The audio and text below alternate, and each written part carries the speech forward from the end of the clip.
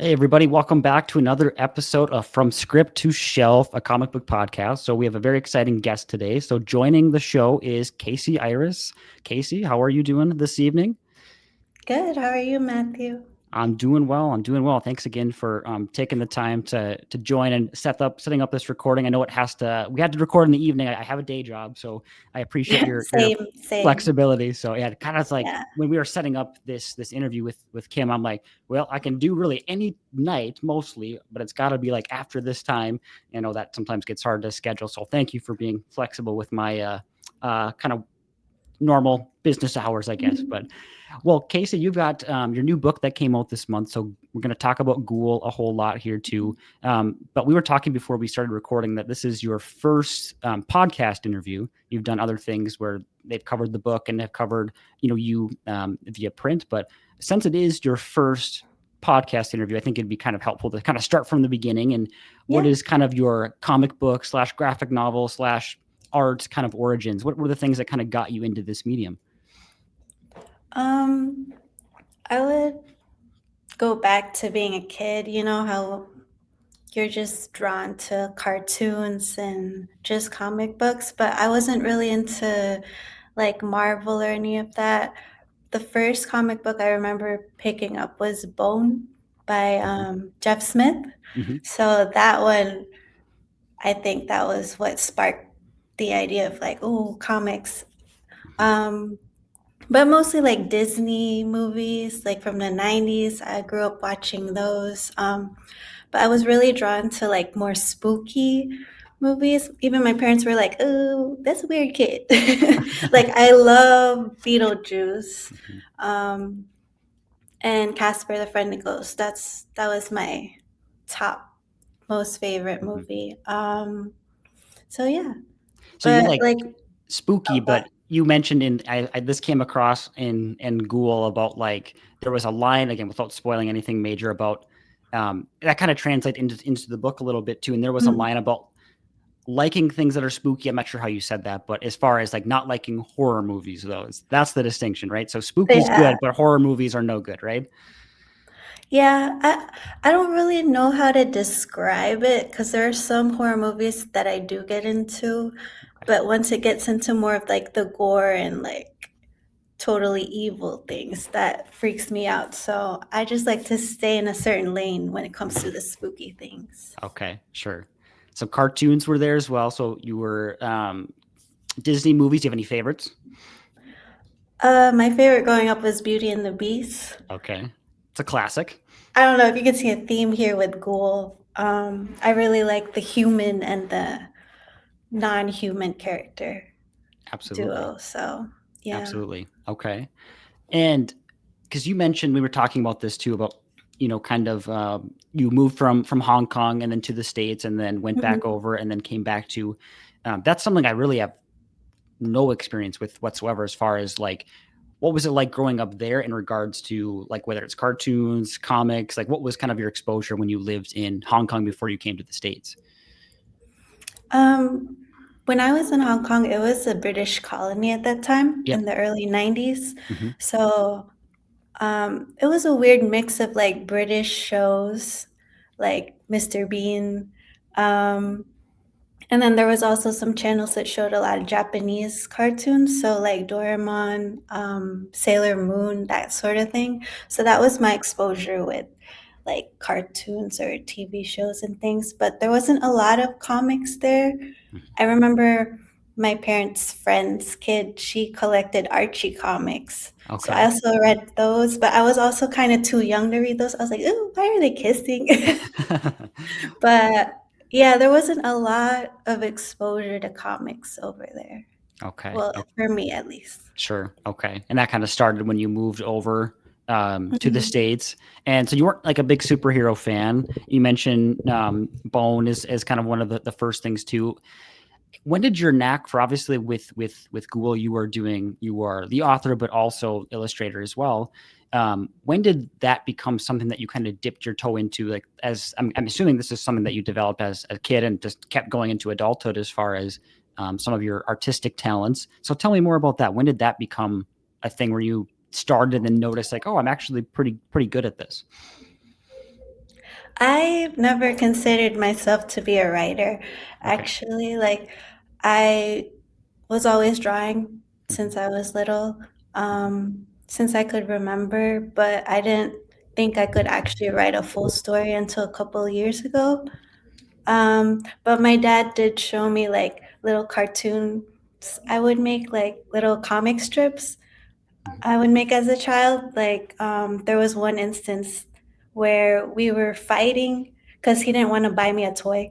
Hmm. So I locked myself in my room, and he saw a slip of paper just, slide under the door. It was a comic strip, and basically, like each panel was showing, oh, Dad won't buy me this toy. Oh, I'm crying. The Uh-huh. next panel is he doesn't love me because he didn't buy me this toy. And I guess that was like kind of a glimpse into that, like, oh, I guess I have that sort of storytelling mind.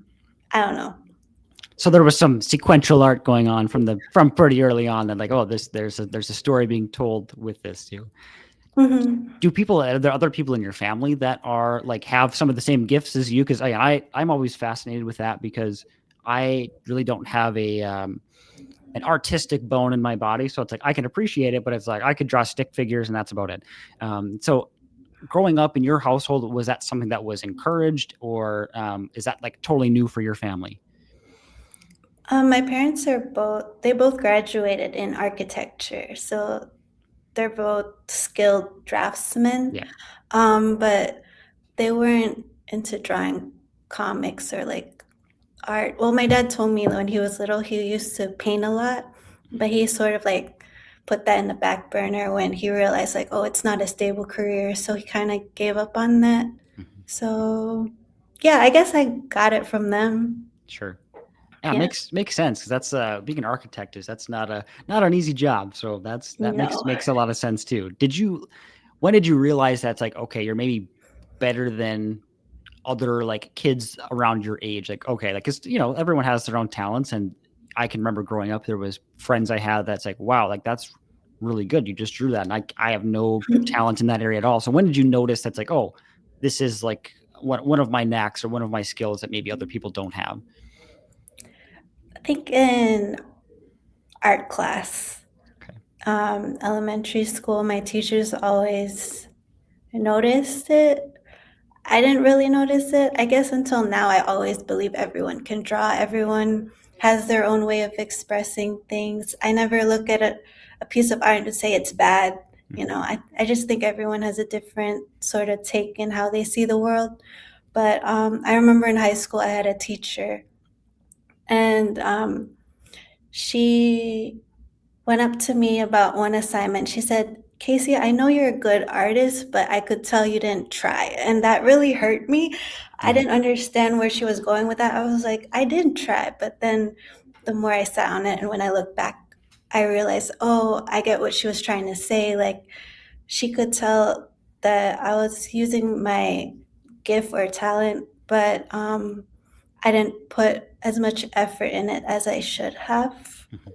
Mhm. Sure, sure. Mhm.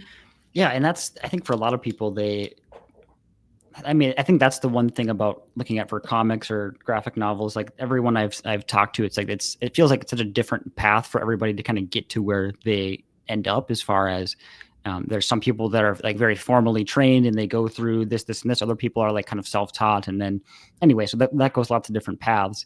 When did that become a thought for you? Where it's like, because I remember at the end of your book that you kind of had a list of who you were wanting to thank and things like that too.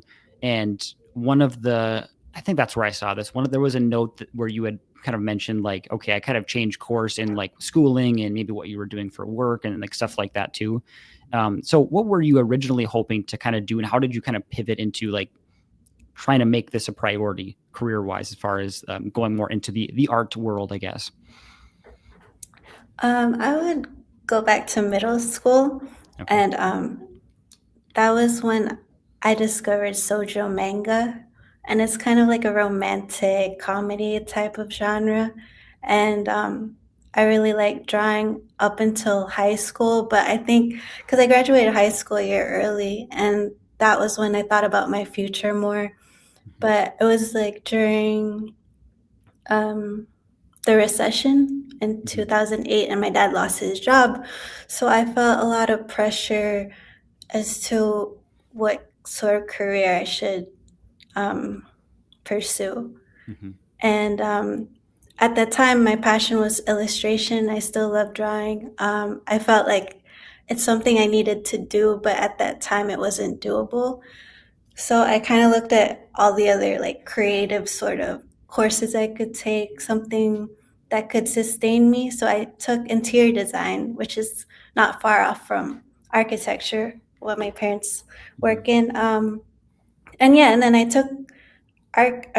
took interior design in college, and I finished the course. And then I worked in an architectural office for 3 years. And that whole time, like 4 years college, 3 years in the office, I felt like I was just pushing myself, and I Mhm. didn't enjoy it at all. So, yeah, I came to a point where I had to make the decision to leave it. Mhm. It wasn't easy because my parents are, you know, they're immigrant parents. We're Filipino, and being from an Asian family, we have a lot of Mhm. expectations. So yeah, it was hard, but my parents were very supportive in that. I think they saw that I was struggling, and yeah, And it then you made was. the move. Okay. Yeah, I made the move. Made the move. And yeah, that's something I think that I talked to a couple episodes ago. I talked to Tony Fleece, and he's doing Deathstroke now, and he's doing, he's has a couple pretty popular books at Image, and I asked that question to him as far as like what's different for you, where it's, I think a lot of people have their goals and aspirations that are maybe not, the stereotypical career, but then I think a lot of people just think it's not realistic, or Mhm. it's not a, sustainable income. And I think lots of artists obviously do other things as well. But it just, I think that's a very different mindset that people have, where like they have the, I guess, the guts, as you say, to kind of make that jump into kind of prioritize that, where I think most people have those goals and just kind of either out of fear or think it's not possible, they just don't take that step. So what do you think? Again, for you, it's probably just second nature, because that's just, obviously you made the jump, so it's, probably just part of who you are. But what do you think that is that made you kind of make that move, or maybe other people would decide just to stay with what's safe and to not pursue that end goal? Hmm. I think just to be very like frank, or like, I don't know, I can't find the word. Transparent, just to be Mhm. transparent. I felt myself going to a very dark place. Mhm.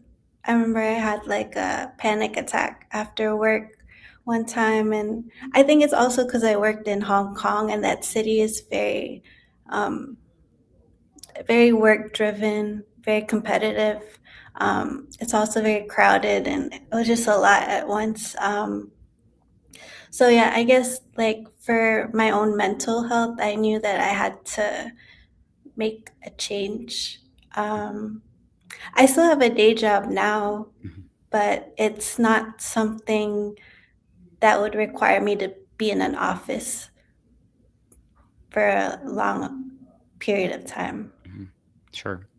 Yeah, and I think that's important for, even, well, maybe the people that take, are not always taking big steps like you are, in like releasing your own book and things like that too. But I think it's important for everybody to have kind of their outlets, where it's like, I have control over what I want to do with this and things that I enjoy doing. Like that's why I do this podcast. I mean, it's for me, it's for fun, doing things that I like, that I can control, and that Mhm. part is pretty exciting. And I think that everybody should have something that. Obviously, you're probably taking your art's more serious than I am with doing my podcast. It's a kind of different levels, but I think it's important for everybody. It might look different to have their own thing. And you mentioned like the Mhm. mental health side of things too, and that obviously does come up in Ghoul.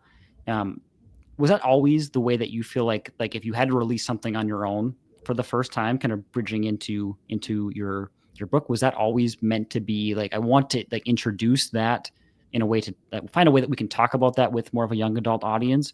Or was that, I guess, how did that come to be? How did you decide to take the route that you did with Ghoul? Well, in terms of bringing mental health into Ghoul. That wasn't part of the plan at all. I Okay. think it just sort of came up once I started just rewriting the script. I think it's also because I wrote it during the pandemic, so a lot of things were Mhm. surfacing. Mhm. I sat a lot with myself alone. Yeah, Had a sure. lot of thoughts about the past, present, future, maybe a lot more about the past. So I think it just naturally came up as I wrote it. Mhm. Mhm. Um, and I didn't intend on including my friend who passed away into the book. And now it's kind of a weird feeling. Um, I don't know if I would still include that if I had a chance to write Ghoul again, Mhm. just because I tend to overthink things and I think, oh, I don't want to be like earning profit over a book and mentioning her. Like it feels very, I don't know if I'm respecting Mhm. her by including her in the book, Mhm. but I felt like it needed to be done at the time I was writing it. And it was just a very honest reflection of how I was feeling at the time and how I needed to tell this story. Sure. Yeah, and it's everything is done in a very, like, respectful way, and it's, I think that's where the best stories are told is obviously when it's, personal to you and Mhm. then it becomes more than just something that's entertainment. I think that's an important thing too. How can we entertain, but also to share an experience, share those types of things. So, I think again, I'm an outsider saying this, but obviously I think you handled it quite well, quite well. And Thank you. I think it's honoring your friend. That's the way that I would take that too. But Oh, how did thank you. absolutely, absolutely. How did just the idea of the book come together? I know that you had been working on it for, quite some time, and these things that's another question I have too is I think people that read and they're looking Mhm. at again comics, graphic novels, manga, things of that nature. I think people read and there's new books all the time too, but I don't think they realize how long these things actually do take, not only to write, to draw, but just to go through the process of actually getting something published and to market it and all those things too. So tell us a little bit more about what that experience has been like. How did this kind of come to be? How did you get hooked up with Top Shelf? And just kind of how did that get started for you? So, after I quit my job in Hong Kong and moved back to Chicago, I found a school called International School of Comics. RIP, it's no longer with us. But at the time, it had actual artists and writers that were working in the industry. So that's what drew me to it. Also, it was affordable. Yeah, that and that helps too. yeah. And so yeah, it was a 3-year comics course. It was part-time. I went there at night um, after I was working a day job, and we had an assignment to create a Little Red Riding Hood story in our own way, and that's how Red came up. I just made a spooky version of it because I couldn't really think of a nuanced way to, Mhm.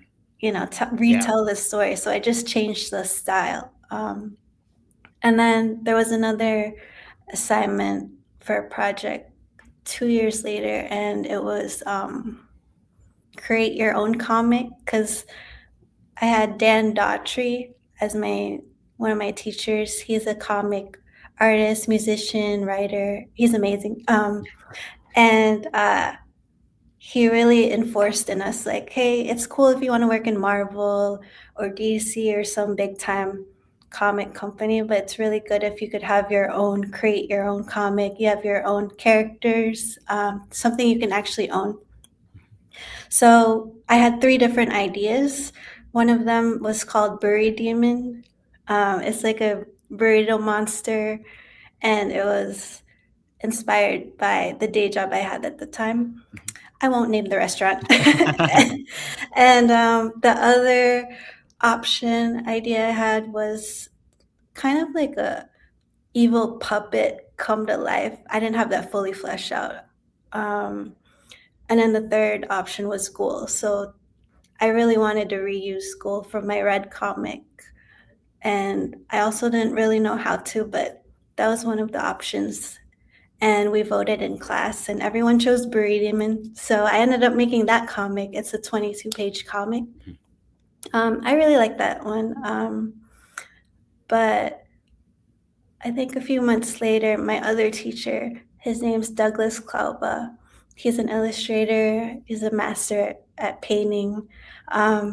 He really, I don't know, like he heard about that project from the other class, and he said, I think you should really revisit Ghoul. And I wasn't sure, but we did talk about in class what were our goals after school, like after we were done with the course. And I said, I'd like to make graphic novels. I don't know why I said that, given that I didn't think of myself as a writer, but I think because I really love reading novels and graphic novels, and just like the idea of holding a full novel in my hand made by me would be really cool. So, yeah, he told me I should revisit Ghoul, and that was how it started. And how does it go to like getting, I don't know if you had to pitch the book to different companies. How did you decide to go with like Top Shelf? And because people go all sorts of different routes, whether they self-publish, whether they try to hook up with the company, or for them, I'm not even sure how it works. But how did that come to be where it's like, okay, I have this book. How do we go from that to start to look at like, okay, this is a real possibility that we can move forward with this in production and getting that kind of picked up? Yeah, so from the moment that I knew I had to make Ghoul into a graphic novel, I played around with the art style and the story, and it was all over the place. And I I didn't want to approach a publisher until I had a final script. And that wasn't until probably a year and a half or 2 years later from the initial idea. And when I did have the final script and some sample pages, well, like I knew I didn't want to self publish because I knew people in the industry who did that, and I just didn't have the mental capacity. It's a lot of And work. It's a lot of yeah, work it's from a what I hear. lot of work. It's another job in of itself. It's like you need to have a business mindset, which I didn't have time to study or research how to do that. So I just Googled open submissions graphic novel. And one of the companies that came up was Top Shelf Productions. And so I just emailed Chris, and I sent all the requirements that were listed on the website. And yeah, and then I heard back, I think within that day, I sent it out, which I wasn't expecting because I always hear people say that it takes months before you hear back. So he replied back and he said, Hey, I received your submission package. Just to let you know, I'm really backed up. Probably won't reply to you in 2 weeks because I have other projects I need to check out. And then I said, okay, fine. So I wasn't expecting a reply back till a few weeks. And then Chris replied the next day, I think, which was crazy. And he said, oh, I read the script. When can we talk? And then, yeah, it just went on from there. It sounds like they like what they saw then, because obviously if it's 2 weeks, then you're hearing back the next day, and I think that's the thing with. I've heard that same thing. Obviously, I'm not in the industry, but it's just from the outsider and talking to people. Yeah, it sounds like that's a pretty similar story. Is that it takes a long time for people to even to get a response, if you even get a response for anything back. So that's things move pretty quickly for you too. That's great, awesome. Okay, and because at this point, after then obviously you had the full script too. Did you have to send art pages in as well? Is that one of their requirements, or do they just need to see the script to start? Yeah, I forgot how many pages. I think it was 10, I believe. I would have to look at the website again. It's still up. But yeah, you would have to send in sample pages just so they could get a feel of what the final book's going to look like. And then actually, when we did have that meeting of talking about making a book deal, I actually said I could make it black and white because I knew it would be faster. Yeah. And also, like, I'm terrified of color. I don't know. Like, I've always been more confident in drawing black and white when it comes to comics. But Chris was like, no, I think it should all be in color. I'm like, all right, more work for me. But I did like how it turned out. I was So, gonna say that. I mean, everything is well done with it, but I thought the colors were so good. I'm sure oh, that's thank what you. when you sent it in, was it in black and white or was it in color? No, it was in It color. was in color. Okay, okay. Yeah. And again, story's great too, but I'm assuming like that's probably what grabbed his attention right off the bat was just opening because like the art is. I know that's what you feel like you excel in. Obviously, the script is great as well, but the art is like it's definitely a unique style, and it just really pops really well. All the pinks and everything like that's when I first looked at it, I'm like, yep, that's pretty good. That's pretty unique. And like the first few pages too, when we are I think we're at the park, the first couple Mhm. pages, and I'm not sure what got sent in, but yeah, it was pretty clear right away. Like, oh, this is unique from an art perspective. Like, do you have any specific like influences? I know like we all in any sort of thing that we do, we probably all learn from other people and take inspiration from others. Is there anything that stands out as far as like where you kind of developed your style? Any specific artists that you feel like you've taken any inspiration kind of from in your own work?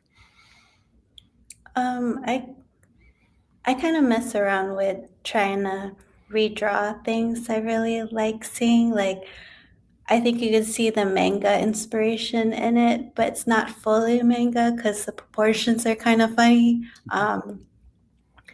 Yeah, I think manga. What else? I really like Tilly Walden's work. She's very loose with her work, and she's just a master at her craft. I love the graphic novel Through the Woods, which is also a very like unconventional way of telling a comic story, but it's panelless storytelling. Yeah, and then I watched a lot of Cartoon Network as a kid. So Hey, like, that sounds about right. Absolutely. yeah, Courage the Cowardly Dog, the Powerpuff Girls. For many years, I did not draw any fingers or toes because I was like, well, the Powerpuff Girls didn't need them. Why do I need to draw them?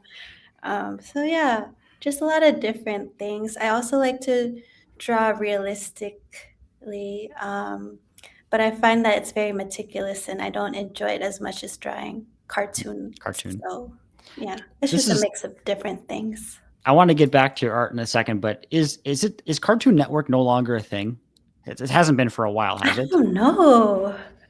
I'm not sure. That's a good. Okay, I'm gonna have to look that up too because We're gonna I have to Google that. I was a '90s kid, and it just yeah Yeah. I definitely was into. I probably wasn't into all the same things you were. Some of Mhm.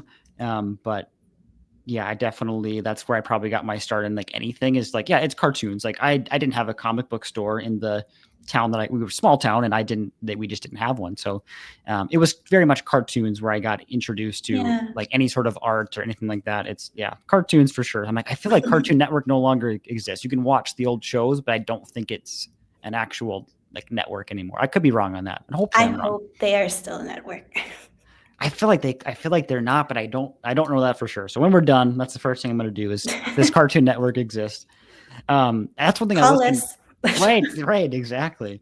I was gonna ask you too about I liked the blend of like, some pages you have your more traditional panels, and even those don't look traditional, but like then there are the things that are more loose that are like panelless pages and just kind of how like the scene kind of unfolds.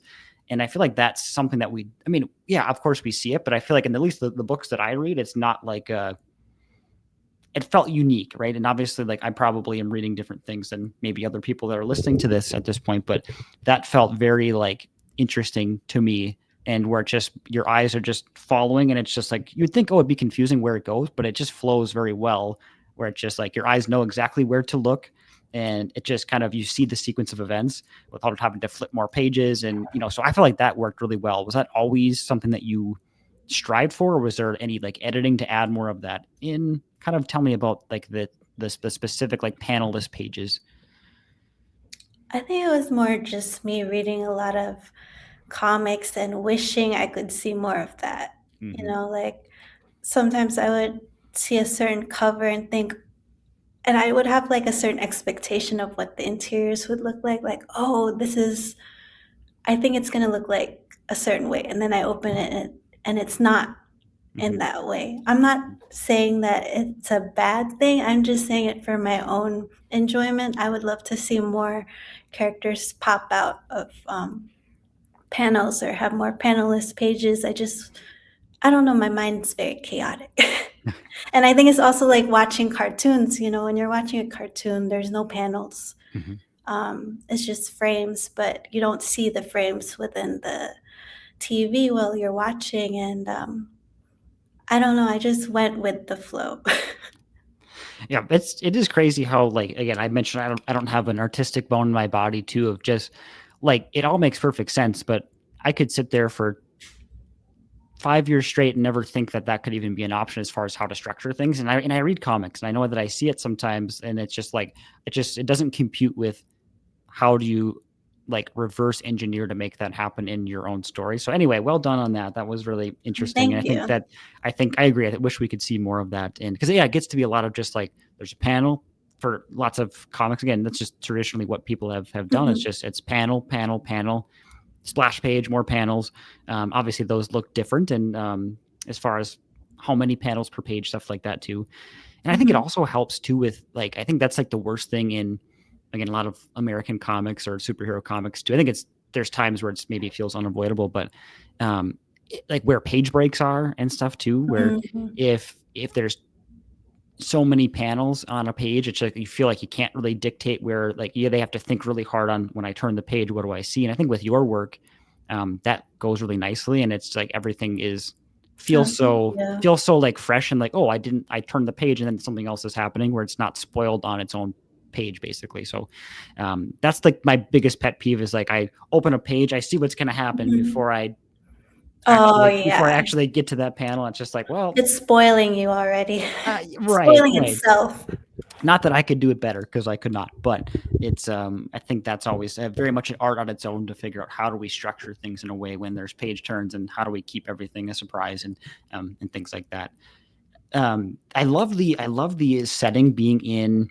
I'm not sure if it was considered an apartment, condos, whatever it Mhm. is too. But when there is like you're all under one roof, because I have lived in a few apartments in my day, and while it's not always that same experience, it does. There is an element of like I have experienced the gossipy The neighbors, neighbors yeah. and that all,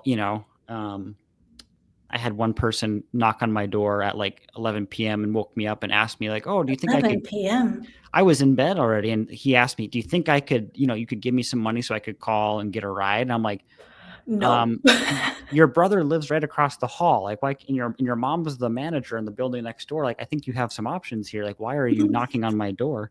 They Um, all probably said no. Probably, and I'm like, "I don't what is going on here?" Um, so there's always that, or there's the neighbor that is, yes, gossiping about other tenants and stuff, and it's just like so anyway, that's a very relatable experience, I think, for a lot of people where they have been in that situation. Maybe not with the same circumstances as in Ghoul, but I think people can relate to that. Is that you pulling from, like, personal experience? Like, have you been in that scenario where you've experienced the nosy neighbors and that kind of dynamic? Yeah, I've always grown up in an apartment or a Mhm. condo, and where I currently live, I do have older neighbors, like the ones in Ghoul, and they do sometimes talk about each other, but not so directly as they do in Ghoul. Like, we don't have that grumpy neighbor that might have killed his family, but I did have a neighbor that I thought of when I was writing Mr. Cho. He was very, I don't know, he was very mysterious. Like, I never see him leave the apartment, very rarely, and then I very rarely see him go back in the apartment. So, I guess that's where I got Mr. Cho's influence from. And I think, yeah, I think when I had this conversation in kind of in a different way, I mentioned before we got on air too. I grew up in a small town, so I lived like I don't know. My yard growing up was like 2 acres, which isn't huge, but like a lot of people live more remotely. So there were Mm. apartments where I grew up, but it's you're more lucky to have like a trailer house than an apartment, probably where I grew up, where there's just not a lot. Now that city is it's getting bigger, more of a tourist town in Minnesota. But at the Mm. time, I hadn't experienced that. and then I go to college, and then since then I live in a remote part of the country where it's like there are lots of apartments where I live, but I live in a house Mhm. now. But anyway, I was talking to Tony Fleece about that. He had his book Local Man from Image, and that really struck a chord as far as like that was set in a very small town, and it's kind of the same thing, but on a different scale as far as like everybody knows each other within the town, and that he said that maybe it was the wrong move because there's people that live in small towns don't have comic shops, and maybe that's the wrong audience to kind of cater to. But for Oh. me, when I had read it, I'm like, oh, that is such a relatable thing because I have experienced all of these different things that are about a small town too. And Yeah. I think that setting of like the kind of apartment or condo life, I think that even where I live, I've experienced it too. I think so many people across, not just North America, but lots of parts of the world have had that experience of things are close quarters, and it's just very personal, like where you live, and people are Mhm. as much as we're strangers, yet we're going to cross paths, and people are going to like some of the neighbors, not like some of the neighbors. So I feel like anytime that you can kind of mesh in a personal experience too, that's pretty helpful to kind of relate to your audience. So I did enjoy that part too, where I'm like, yep, I've experienced this, and this right here. So that part's great. Another thing I was going to ask you about that I don't, again, maybe this has been done, but I'm certainly not a historian, but I love the idea that you had the soundtrack too. I thought that was Yeah. the most, has that been done before and I just don't know it, or was that just an original idea from you, or how, like, I've never seen that before, and maybe I'm just living under a rock, but how did that I how did that kind of thought come into this process and decide to kind of go with that? I feel like I've seen it in the Shoujo manga. Okay. I read I don't know if it's necessarily a soundtrack. I've seen a lot of, like, special features at the end where Yeah. they give little glimpses or something additional to the story. Um, but yeah, I really wanted to include a mixtape or mix CD. And then I saw a graphic novel that came out last year. I think it's called Please Be My Star. I recommend that. It's really cute. And it also has that panelist pages. I just really think the way how the artist slash writer executed the story was amazing. But she also included a mixtape type thing, or I think it was like a playlist for an iPod. I'm not really sure, but she also had that, which was really cool because I was like, oh, someone else was thinking that too. Um, but yeah, I just really wanted to include that. Um, Mostly also to establish like, oh, this story takes place in 2006. Okay. Yeah, Yeah. and again, there's a lot of songs. I'm like, I really like that song. There's some that I hadn't heard of maybe before. Most of them I have.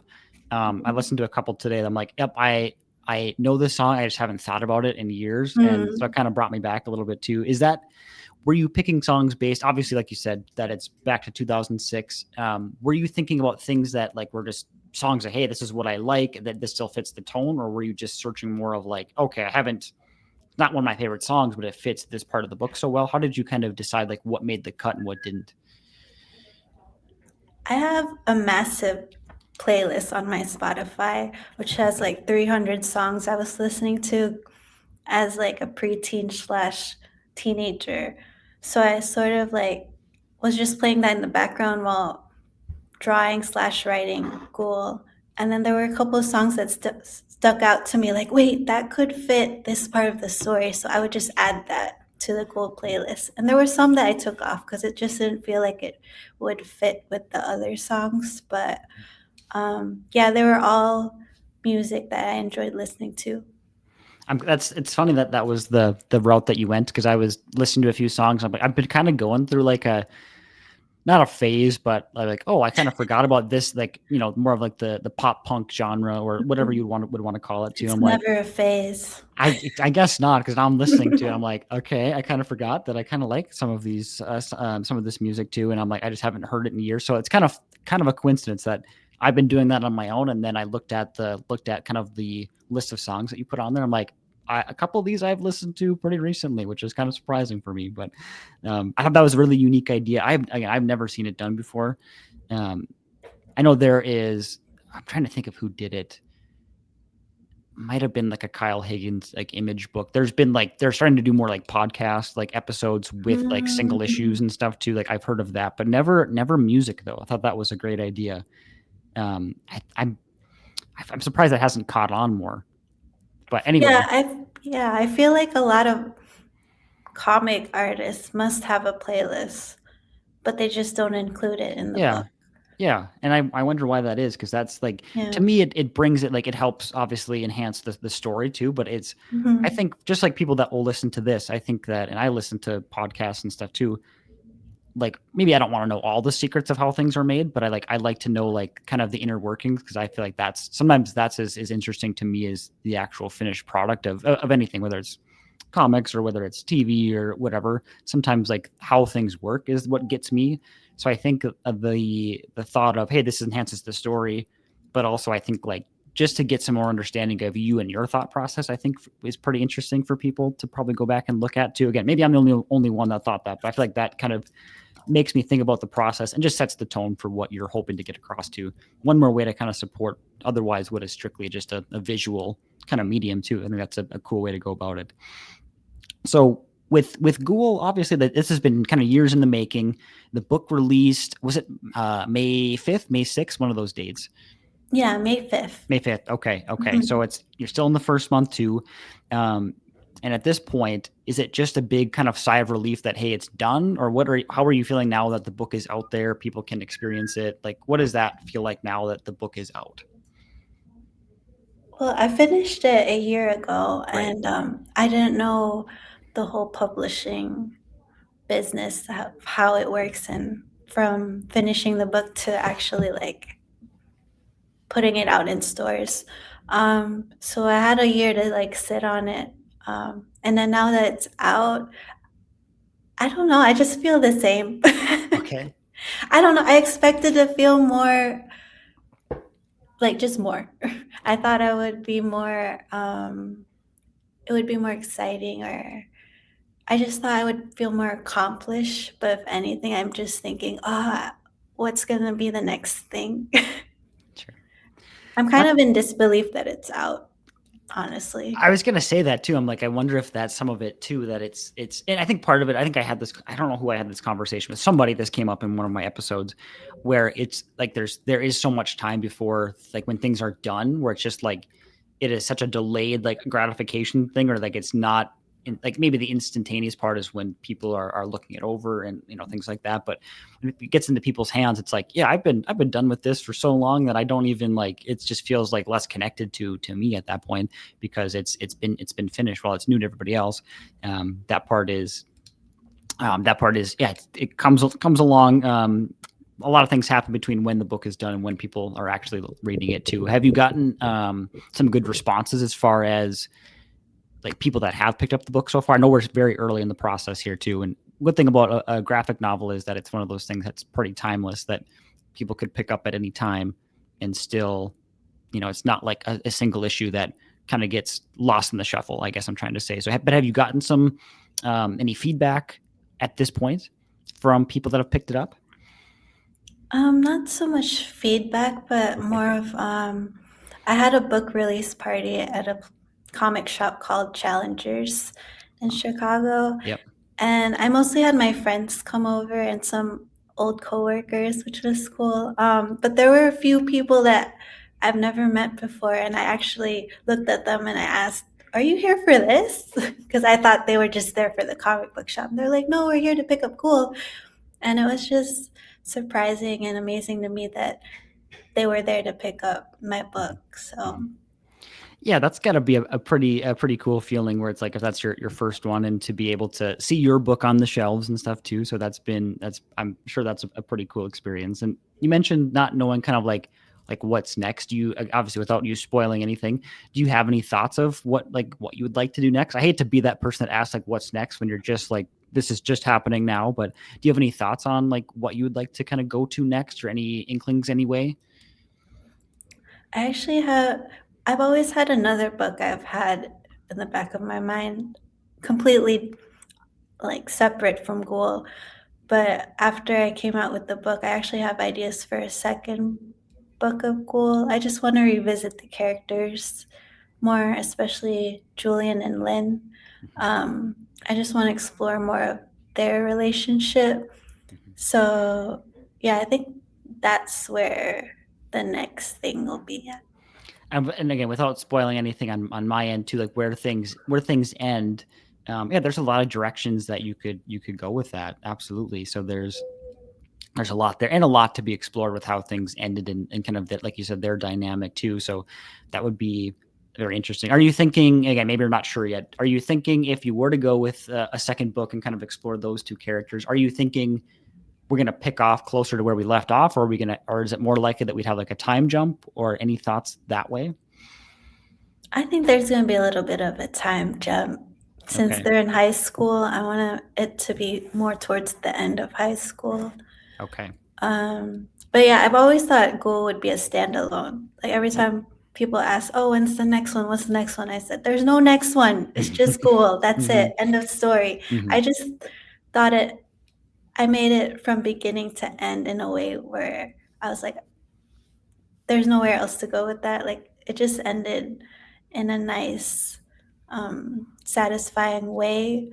But I think it's just for my own selfish, personal want of revisiting the characters to make a second book.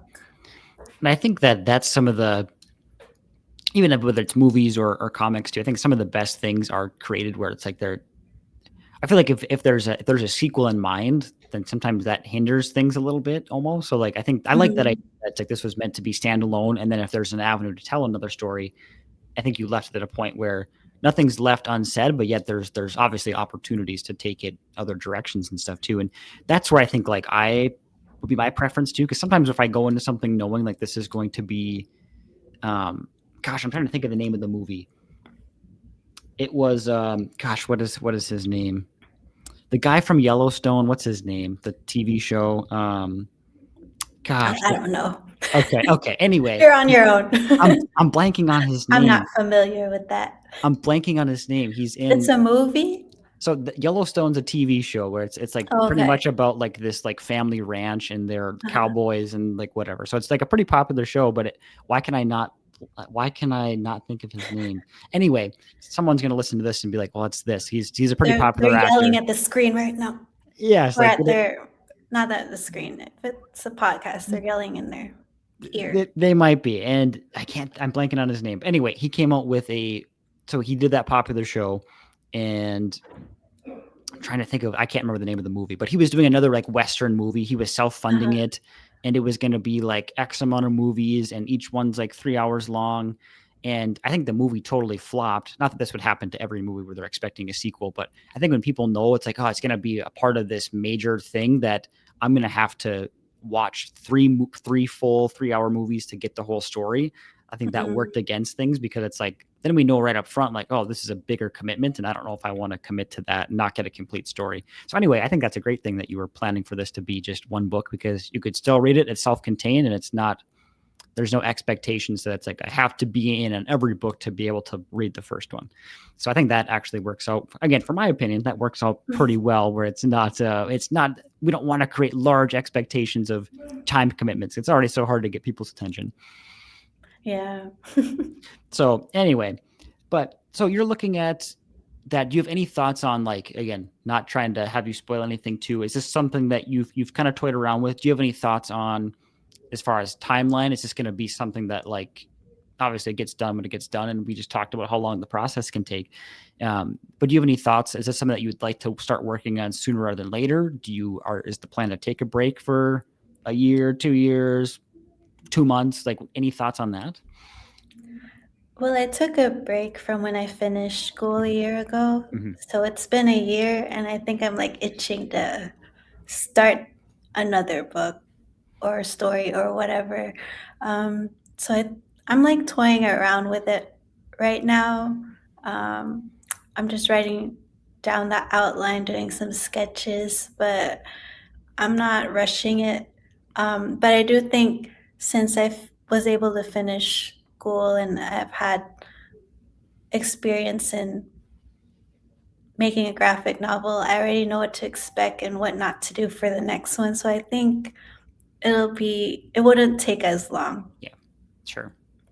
Yeah, it makes sense after you had the first one go around. And okay, I promise I'll let you go soon. I have one more question as far as kind of like process wise. So this is a good time to shift gears a little bit into one last area I wanted to ask you about too. So what kind of is your process if you're looking at a different book, and since it is a graphic novel and you are writing the script and also doing the art, how, and obviously you've mentioned that you kind of didn't used to think of yourself as a writer at all. Mhm. What is it like for you to put something together? Do you have to draw like something first and then make your outline based on that, or do you strictly start outline first and then do sketches, or how does that, like, what is your process like? I know everybody has something slightly different that they do, but I think I just go back and forth between writing and drawing, but before I actually execute the whole drawing out the Mhm, book, I do want a full script first. mhm, I don't know. I know people like to go hand in hand with that when they make their comic, but I think it's just for my own peace of mind. I want an actual final written story first. mhm. Sure.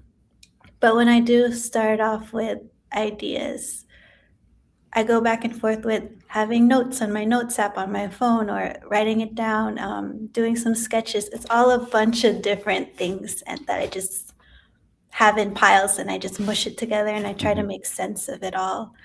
Um, and a lot of like for with Ghoul, I didn't have the full book yet or all of the sketches yet, but I did make the cover very early on in the process.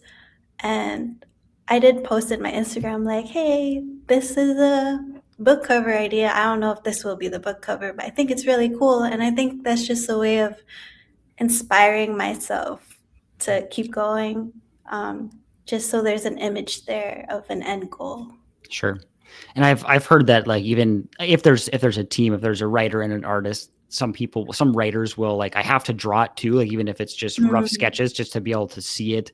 So that makes a lot of sense to go back and forth. I figured that you'd wait till you had a full script to do like your actual pages and stuff, but I've heard that a lot where people like, I have to be able to see it also. Not everyone's like that, but that comes up quite a bit. And even for people that say that they can't draw at all, like, I still have to, even if it's my stick figures, like, I have to do something so I can kind of see how this is actually going to look. So I thought that was interesting. But well, Casey, you've been very generous with your time. I want to let you get going here in a second, but before I end things, I wanted to ask you, where can people pick up the book? Where can they find more information about you or your social media, things like that? Feel free to plug any of that stuff too. Yeah, so you can pick up Ghoul, wherever books are sold. You can search it up on Penguin Random House website. It has a bunch of links of where it could be bought from. Um, some local bookstores might have it. I really recommend going up to your local bookstore seller and asking for Ghoul. They could always order it for you. I really like supporting local shops, and also like libraries. I've seen a bunch of libraries. They also have Ghoul. So the economy is very uh, iffy right now. So I encourage you guys to just pick it up from the library too. Um, and you can find me mostly on Instagram. I have other social media platforms, but I'm mostly present on Instagram. Okay, perfect, perfect. Well, again, thank you, Casey, so much for taking the time, and Thanks we'll for have to have you. having me. Absolutely, we'll have to have you back on again whenever you want to. Open invitation. If there's anything that you want to talk about, I'd be happy to have you back on at any point. So, thanks again. Yeah, thank you.